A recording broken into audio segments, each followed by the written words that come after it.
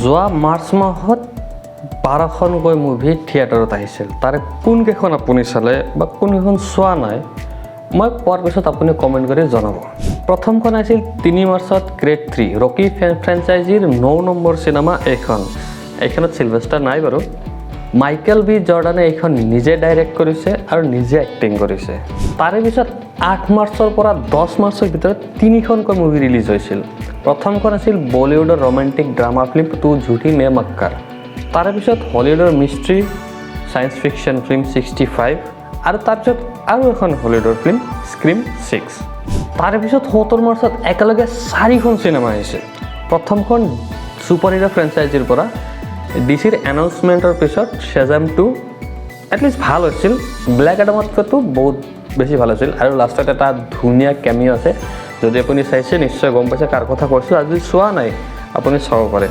তাৰে পিছত বলিউডৰ পৰা নাৰী মুখাৰ্জীৰ দ্বাৰা অভিনীত আৰু সঁচা ঘটনাৰ ওপৰত আধাৰিত এখন সুন্দৰ film Mrs Chatterjee versus Norway. বহুদিন পিছত এখন ভাল ফিল্ম আহিছে বলিউডত। আপোনালোকে কোৱা নাই ভাল চিনেমা নাহে, ভাল চিনেমা আহে আপোনালোকেহে নাচায়। এখন চাই ল'ব, এখন সুন্দৰ চিনেমা বনাইছে। আৰু তাৰে পিছত KGF 3 চাউথ ইণ্ডাষ্ট্ৰীৰ পৰা কব্জা KGFৰ লাইট ভাৰ্জন বুলি কোৱা হৈ আছে।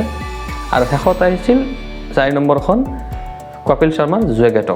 তাৰপিছত 24 তাৰিখে আহিছিল হলিউডৰ ফালৰ পৰা এটা বম ধামাকা। বহুদিন ৰখি আছিলোঁ চিনেমাখনৰ কাৰণে। জন উইক ফ্ৰেঞ্চাইজিৰ 4 নম্বৰ চিনেমা জন উইক 4। মই ৰিচেণ্টলি চোৱা বেষ্ট একশ্যন চিনেমা আছিল এইখন। আপুনি যদি জন উইকক ভাল পায় বা চাই আগৰ পৰা তেন্তে এইখনটো চাব, নিশ্চিতভাৱে চাব।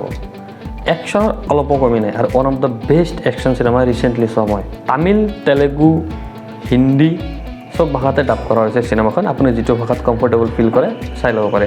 আৰু দ্বিতীয়খন আছিল ৰাজকুমাৰ ৰাওৰ দ্বাৰা অভিনীত ভিৰ বলিউডৰ ফালৰ পৰা। আৰু 30 মাৰ্চত ৰিলিজ হৈছিল চাউথ ইণ্ডাষ্ট্ৰীৰ পৰা দশহৰা পেন ইণ্ডিয়া ফিল্ম। গোটেইকেইটা ভাষাতে ডাব কৰিছে। আপুনি কমফৰ্টেবল অনুযায়ী চাই ল'ব পাৰে। আৰু বলিউডৰ ফালৰ পৰা মষ্ট এৱাৰ্ডেড ফিল্ম আছিল অজয় দেৱগনৰ অভিনীত ভোলা। ভোলাখন গোটেইখন কেইথিৰ ৰিমেক নহয়, কিছু চেঞ্জ কৰিছে, চাই ল'ব পাৰে। মই ৰিভিউ কৰিছোঁ এবাৰ, সেই ভিডিঅ'টো চাব পাৰে। এই সকলোবোৰ চিনেমাৰ মাজত আপুনি কোনকেইখন চালে কমেণ্ট কৰি জনাওক। আৰু और वो जो लाल वाला बटन है उस पे भूकंप लेके आओ या फिर भूचाल, मुझे नहीं पता, बस क्लिक हो जाना चाहिए। ছাবস্ক্ৰাইব কৰক। চাই ছাবস্ক্ৰাইব বুলি কোনেও নকৰে, এংগলি কেংপে হ'ব।